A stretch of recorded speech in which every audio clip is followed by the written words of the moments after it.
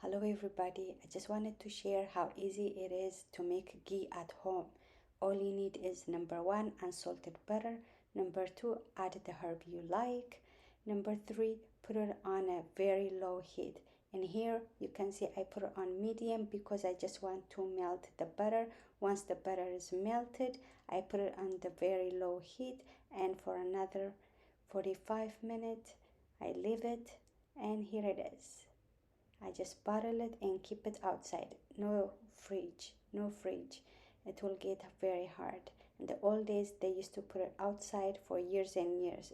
It is okay. Here it is, the one I made another day.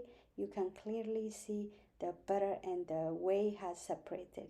This one is green because I use rosemary and thyme. Enjoy everybody. Please subscribe.